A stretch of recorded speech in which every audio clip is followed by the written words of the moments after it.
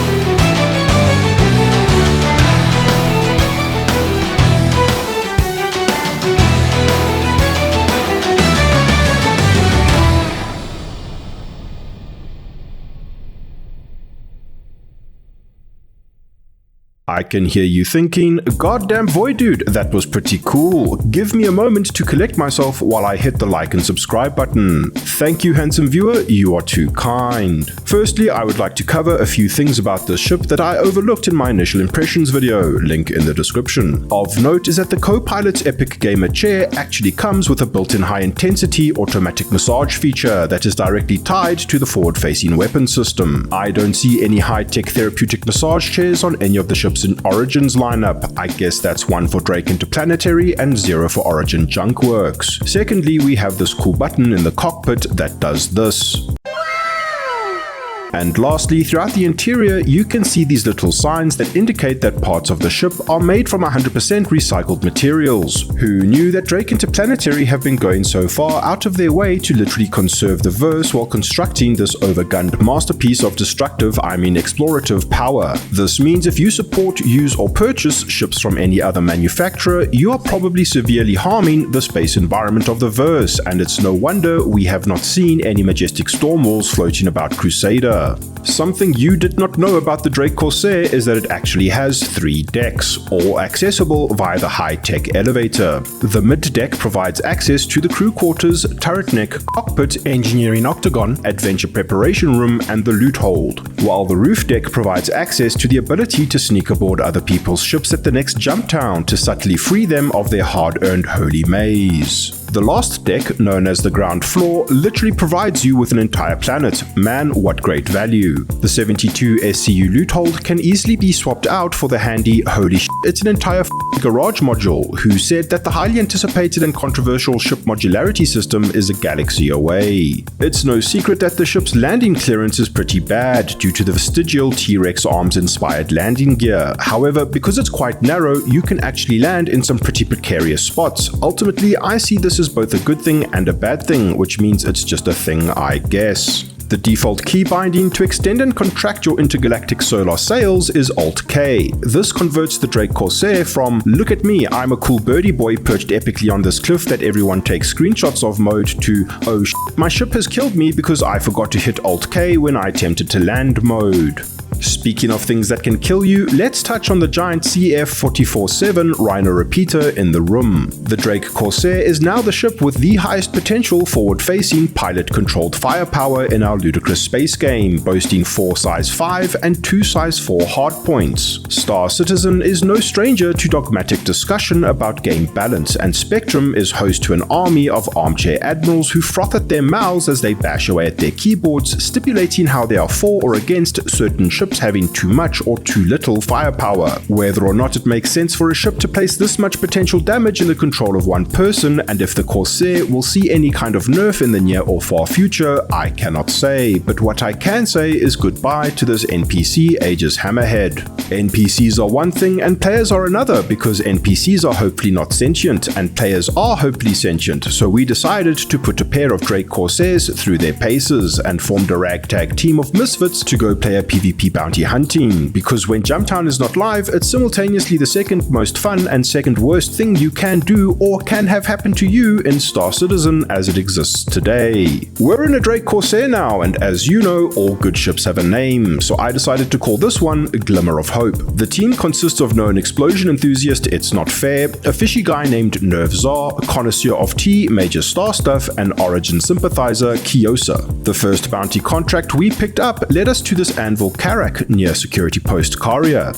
I noticed that the ship's target name and the bounty name were not one and the same, but it's impossible for us to know if the dangerous criminal on board is there with or without the owner's consent, so we decided to use the American police force approach to shoot first and ask questions later. I'm not sure if that joke crosses a line or not, but all I have to go on when it comes to policing in the United States of America is what I see on my YouTube Shorts feed, and let me tell you, it's not looking great. We joust with the Carrack a few times because who knew that behemoth of a vessel could pick up so much speed? I guess the Corsair is perfectly balanced because the snail's pace at which it accelerates and its low top speed is a great compensation for its ridiculous firepower, which, let's be honest, if you're an elite pro PvP dogfighter boy in a light craft, means absolutely nothing until the reign of the light fighter meta comes to an end. Oh, he's fast. Oh, he's sailing on us again. Wow, yeah, it's full on jousting, just out of range again.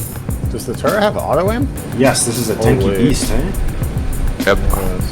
Thought I was shooting ourselves. Yeah, Corsair's jumped out into space. We'll never know the true reason that the bounty fell overboard and into the cold darkness of space, unless he stumbles upon this video and leaves a comment, which is great for engagement, but for now, here's a harmless extravehicular activity in bug waiting for a spaceship windshield to splat against. However, that's kind of cringe, and we decide to depart the Glimmer of Hope to go one by one and engage in epic zero-G first-person Star Citizen shooty combat. Alright. Flip us fair. I have to get there before 40 does. Yeah, I'm moving slowly. Oh, I just fell out. It's like no. Oh, did you? Yeah, he's going towards his ship. Watch out. It's just like Crusader Securities to attempt to save credits and underplay the true threat level of a bounty, as this is clearly no ordinary misguided citizen of the verse, but some kind of intergalactic space demigod entity that is impervious to the weapons of war created by mere mortals of the United Empire of Earth. Oh, a good hit. Nice. Dude, how is he not dying? Hit him many times. Ninja. Okay, that's hitting the shield. Yeah, I'm using an F55 on it, bro. It's not dying. Oh, that one. Reloading. Our comrade in arms, Major Star Stuff, comes in with an extreme clutch play and manages to find a way to put an Origin ship to good use and totally bodies the bounty. What an actual hero. I think he's done. Oh my god. Oh shit! Oh god! Oh shit! You got him. Yeah, we got him. Somebody got him. Let's go. Major, you just assaulted him with your gun. Not only did we manage to send an Avenger-level threat to Klesha Rehabilitation Facility, but we also saved an innocent Carrack and its pilot from the machinations of this dangerous otherworldly foe. Speaking of Klesha Rehabilitation Facility, our next bounty target happens to be for a dangerous criminal who has managed to escape and will no doubt become a plague on Stanton society if we do not manage to stop him. As I get in closer, the defense force of Klesha totally profile and stereotype me for flying a Drake interplanetary ship and and begin to pepper me with explosive projectiles. Why must justice fight so hard to thrive in the grimdark future of the verse? The Best Damn Star Citizen Ship Review Show is filled with actual useful gameplay factoids, like it takes about 3 missiles from Klesher to set your ship into an uncontrollable spin over a low atmosphere moon. Somehow landed. Oh Jesus, I see the missiles coming. Stereotypes work both ways though, and the convict on the ground sees a glimmer of hope as his salvation, because obviously all Drake ships are piloted by space criminals who help each other out in situations like this, and let this contract be a lesson to not judge a book by its ship manufacturer. In an attempt to be as cool as the world-renowned epic bounty hunter Zero State, I untrack the bounty because having an upside-down blue triangle marker over your head is basically a lame wall hack, and I'm a huge proponent of honor among thieves. This is when you need a railgun.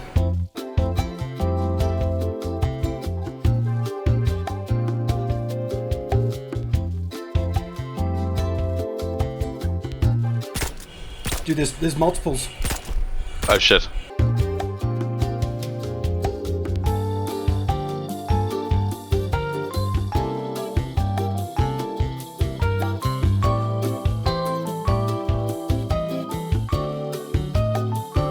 While editing this video, I realized that this behavior is very uncharacteristic of my channel and my Star Citizen adventures as a whole, because it is usually me who is the underdog getting brutalized by some bounty hunter or Jumptown squaddie. CIG should totally provide prisoners who successfully escape with weapons, because this just feels bad and makes me look like a bit of a bully. Don't forget to like and subscribe. In an attempt to wash the taste of unfair play out of our mouths for resentencing harmlessly unarmed escaped convicts back to Klesher, we decide to tables the turn and get crime stats of our own in order to bring balance to the force, I mean verse. And by get crime stats of our own, I mean engage in some 100% consensual Starship PvP combat around Port Tresla. For some reason, only It's Not Fair managed to get their hard-earned charges pressed against them, and as an innocent remote turret gunner, Microtech Protection Services saw no need to persecute me with any wrongdoing. The Corsair might have an ungodly amount of firepower, but we've taken a lot of hits and decide it's definitely not in our best interest to take on the laser defense turrets of MT Data Center 4HJLVE-A. To clear out It's Not Fair's crime stat. I just, this ship looks like it's gonna blow at any moment. How does it do that though? Which direction do we need to go?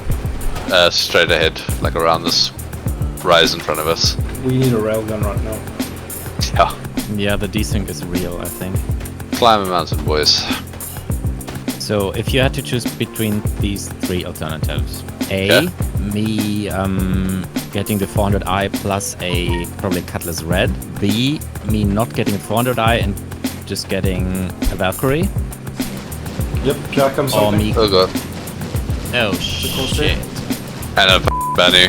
As we embark on our long trek to freedom, a Krabu defender totally defendinates me to shreds, and its pilot is none other than Gadubadish, who I know is a viewer of this channel, and man, I have never felt so betrayed. I don't even have a crime stat marker over my head, yet somehow this daring and bold citizen of the stars has managed to give me a tier 3 leg injury. Check out his channel, link in the description if you're pro-crab-induced leg trauma. During the recent Citizen Con, they mentioned that they want to controversially add some kind of character statistics system to the game one day. So Major Star Stuff takes this to a whole new level and attempts to protect It's Not Fair by taking on the classic role-playing game task of tank by absorbing this bounty hunting Corsair's nearly 3000 damage per second, according to Urkel.games, straight to his tender body. It's super effective. I'm going to protect you. Just stay behind me. Oh god. Run. Oh, I'm down. There's no time to cry over spilt Major Star Stuff, and we actually managed to get sight of the bunker, which means we'll soon be able to clear our crime stats and walk away from this ridiculous misadventure. Oh, 30k. No ways. I know the whole 30k thing is getting a bit old, but I do my best to record and narrate authentic Star Citizen experiences. But don't worry, they make me just as angry as they make you. In fact, they make me so angry I just see red. Do you know what else is red? Red's Resort, a Star Citizen YouTube channel that is criminally low on subscribers. There's a ton of cool stuff here, and his Things You Didn't Know videos actually blew me away. Definitely check him out. I'll be leaving soon for a Christmas family vacation, which is both happy and sad. Happy because holiday is awesome and I'll be on a beach, but sad because I'll probably miss out on 3.18's PTU and or live release provided CIG can meet their deadlines. So this might be my last video for a while, but I'm going to try my best to see if I can fit the time in to get some content out over the coming month. To all my viewers, subscribers and Patreons out there, I wish you a Merry Christmas and a Happy New Year, and please play some ludicrous space game 3.18 for me while I'm away. Speaking of Patreons, thank you so much for all your support. Your incredible generosity continues to blow me away. Thinking of pledging to this ludicrous space game? Then use one of the referral codes on screen now for a free 5,000 starting credits. If you enjoy my content and are interested in supporting the channel beyond a like and a subscribe, check the links in the description. It genuinely helps me to continue producing these videos. Thank you so much for watching. I'll see you around the verse. Cheers.